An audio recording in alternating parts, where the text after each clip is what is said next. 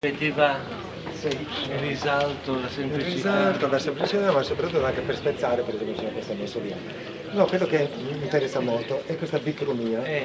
Questa bicromia che invece di essere, contrariamente a Saccarcia e agli altri canotorizzi bianco o nero, è invece perché non ne avevano. Il materiale bianco. Il materiale non ce n'era e quindi hanno messo il... È molto bello. Sì. È molto indovinata. E poi anche l'altezza della porta che è un po' strana. Solenne. È un problema però perché la base della porta è normale che sia questa. E questa è stata sopraelevata. Boh, Sì, ma è probabile negli anni 50 che non l'hanno smontata e ne hanno rimesso nuovamente. Non lo so. No, la faccetta non è stata smontata. No. No. Come non è stata smontata? Mica era così quella. No, C'è no, del no. monastero. Sì, adesso Era vediamo. così quella. La facciata, Luigi, non è stata Ma toccata. se c'è l'arco qua, qui c'era un arco in questa porta. No. Quello è dopo. No, È Madrigato. Questo. Ma non negli anni 50. no, negli anni 50 non l'hanno toccato. Basta guardare le fotografie di ogni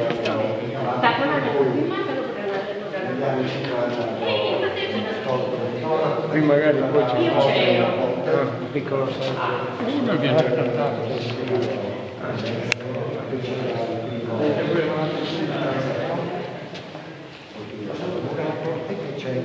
c'è un po' così, vecchia abside. La chiesa fino dal 1947 si fermava qui. Non ho capito, lì era aperto? Era aperto dalle... Dovrebbe essere hanno sfondato. aperto. Hanno sfondato. Il convento sicuramente era, il monastero era... Sì, sì. Però si vede qui anche... Però senz'altro c'è capello. Poi nel 1242 hanno rinnovata in questo momento hanno allargato e naturalmente come sempre io penso deriva dall'importanza che ha avuto Bonarcado in quel periodo, perché troviamo per esempio qui la firma del trattato di pace. No, ma ad ogni modo questo, lasciamo perdere gli aspetti nuragici e prenuragici. Qui almeno a livello dal 1100 fino alla fine del 1300 Bonarcado era il centro civile e religioso anche. Civile per quanto per esempio, se noi andiamo a vedere, troviamo nel Condaghe, nel 1147 qui è stato firmato il trattato di pace tra tutti i giudici, i vescovi e gli arcivescovi della Sardegna, compreso, anche se qualcuno mi diceva di no, però c'è scritto, che c'era anche l'abate di Saccarcia. Sì. Quindi più Villano che era Villano ad Austis. Villano era a Galbellì, che era il legato pontificio. Grazie a quel trattato noi in Sardegna in quel periodo non abbiamo mai avuto una guerra, mai. Mentre sopra si svolgevano le guerre per i comuni, qui non ne abbiamo avuto. Era un luogo pacifico, se non scaramucce, vabbè, quelle erano normali. E soprattutto penso che il ruolo per arrivare ad Austis, se noi andiamo a osservare la cartina, troviamo una specie di zona franca. Cioè prima davano per le loro animacce, davano i terreni, no? Per pregare, i frati dovevano pregare, gli altri no. E quindi si è verificato, secondo me, una specie di cuscinetto, per cui quelli di Torres, qui abbiamo Santo Lussurgio che è a 4,5 km, quella appartiene a Torres, tant'è vero che anche come diocesi, non le diocesi di Oristano, ma di anche Robosa, già. E dall'altra parte troviamo quelle del Logudoro, in fondo, dopo di voi, no? E da quest'altra parte abbiamo l'Arborea, cioè se volevano invadere il loro territorio dovevano per forza passare nel territorio che loro avevano dato, quindi c'erano parecchi scomuni che per quello, poveracci, diceva prima me lo dai e poi passi qui per fare queste cose, quindi il trattato di pace ha funzionato. Ed è interessante questo, io faccio quella riflessione come conseguenza, perché poi può darsi anche di no. E quindi abbiamo questo territorio che a occhio e croce dovrebbero essere sui 200 km quadrati, che dipendevano da questa abbazia. Interessante è una scoperta che ha fatto la D'Arienzo, trovata negli archivi vaticani, datate 1440. Noi non sappiamo più niente da dopo il 1410, quando De Palma, che era l'ultimo abate di qui, è diventato arcivescovo di Oristano, ed è uno dei firmatari del passaggio, una volta a Oristano, del passaggio giudicato al marchesato.